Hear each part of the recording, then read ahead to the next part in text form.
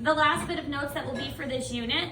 So we are looking at our test maybe Friday, not Tuesday, because I'm not mean enough to give a test the first day back after a 3-day weekend. Maybe Wednesday. We'll kind of see how things go, and if you guys are actually working, or if you are not using your time wisely. That'll have a lot to play on when we actually do the test. So, finishing up our notes today, some of this talks about homeostasis and negative and positive feedback loops, so some of this we've already gone over, but some of it is also new. So what we're looking at now is what does it actually take for an organism to be considered alive? So what activities do we perform that make us alive versus a desk not alive? What do you think? What do we do that a desk does not? A beating heart. A beating heart. Okay, what else? Brain. Function. Okay. So all of the organisms listed here, cat, dog, insect, sea sponge, and plant, those are all considered alive. A sponge is alive. It's actually in the animal group, which hopefully you learned because you guys took zoology. Plants are also considered living things. So what do we do and a plant do that allows us both to be considered alive? Have cells. We have cells. That's a good one. What else? We reproduce. We can reproduce. Water. We do need water. We do need to maintain homeostasis. Excellent. So all of those is true. So when we're thinking about living things, there's certain things that help determine if something's a living. Levels of organization, made up of cells, ability to reproduce, obtain and use energy, grow and develop, and respond to the environment. And we'll go over all of these in a little more detail. So first of all, maintaining boundaries. Homeostasis is an example of this. So with homeostasis, we need to be able to determine that our ability to live is within this certain area. If we get too hot or too cold, we can't live. So that's basically talking about homeostasis. Movement of some kind, even plants can move. If you've ever had a plant in a window and it bends toward the light, that's the plant moving. May not move as fast as we do, but plants can move as well. They need to be responsive, ability to sense changes and react. There are some plants that if you touch the leaf curls up.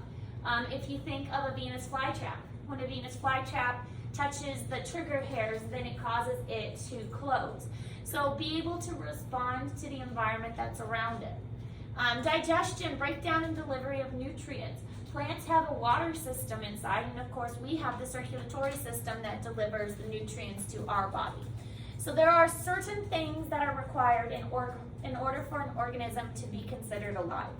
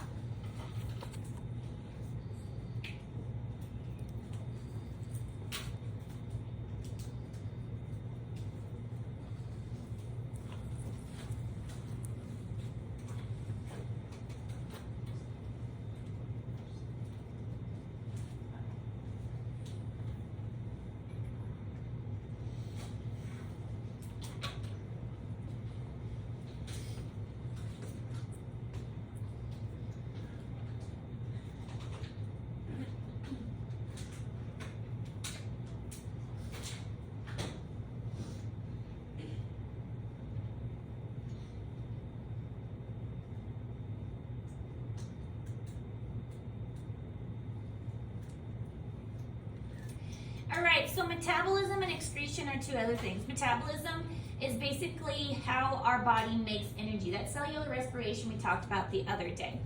It's how our body takes in oxygen and produces carbon dioxide and takes in glucose and produces water.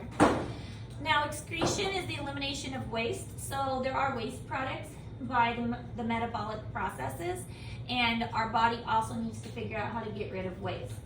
And keeping in mind all organisms are doing this. If it's alive, it is capable of doing these different things.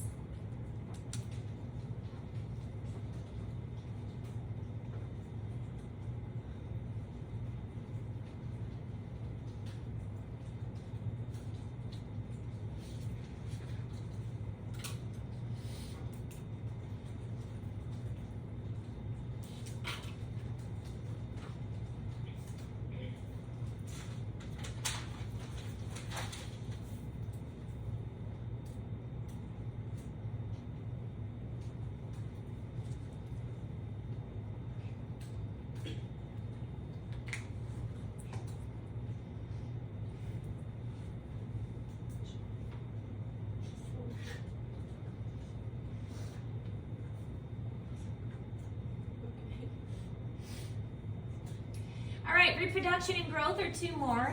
Being able to reproduce for a future generation and also being able to grow. There are some weird plants that can just break a part of them off and regrow that part. Now, there are also animals that do this. It's called budding. Sponges are a good example of that. They break a part off and they're able to regrow. Growth, increasing of cell size and number. So this is the whole mitosis process where the cell is going to grow and then to divide after that.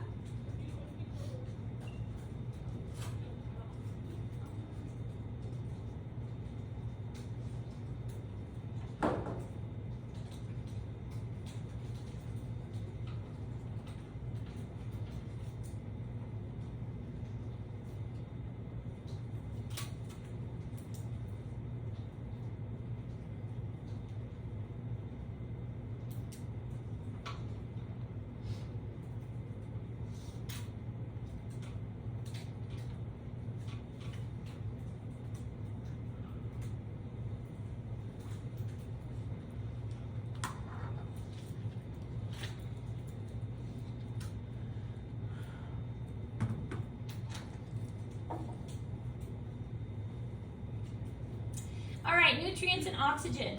Even plants need nutrients. Plants will make their own food, but then they need to break that food down. So everything needs nutrients in order to grow, and oxygen as well is vital.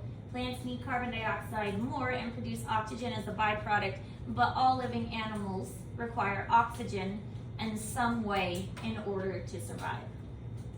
Sometimes, if they're really small, the oxygen can diffuse right across the membrane for like single-celled creatures. More complex organisms like us have a respiratory system.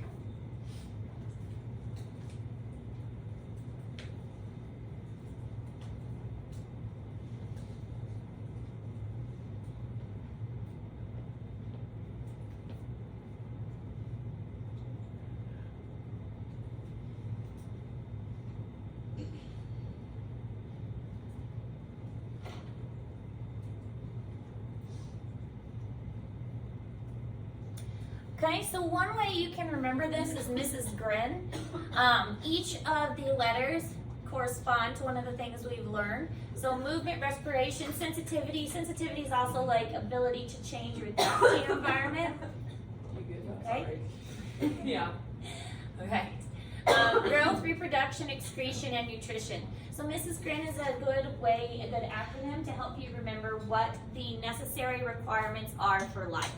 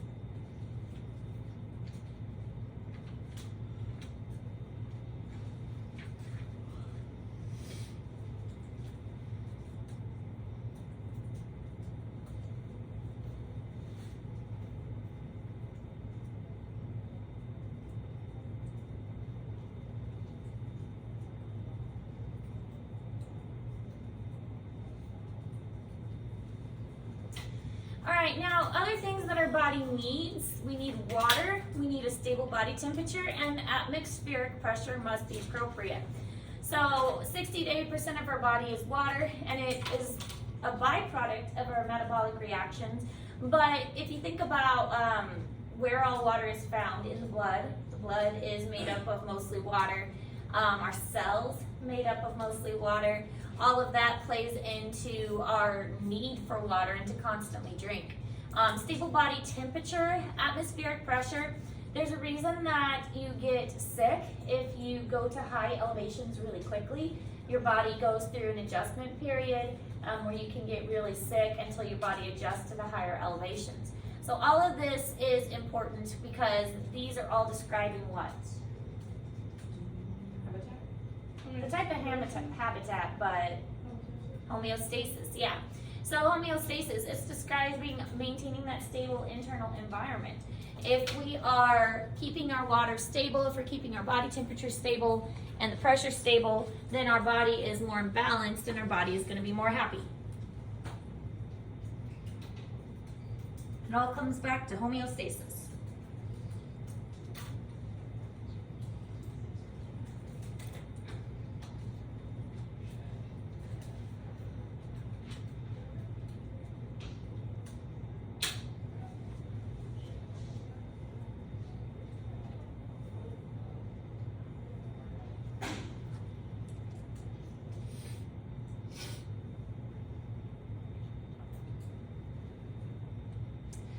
Okay, so we already kind of talked about this. When we are in homeostatic imbalance, that's when something is off and our body will then go into the feedback loops. Now we are going to review the 2 feedback loops. You're not going to necessarily have to write them down because you do have them in your notes previously. But if you missed those notes or if you're still confused, it might help to write them down again. But we already talked about positive and negative, so we're just going to quickly go through those.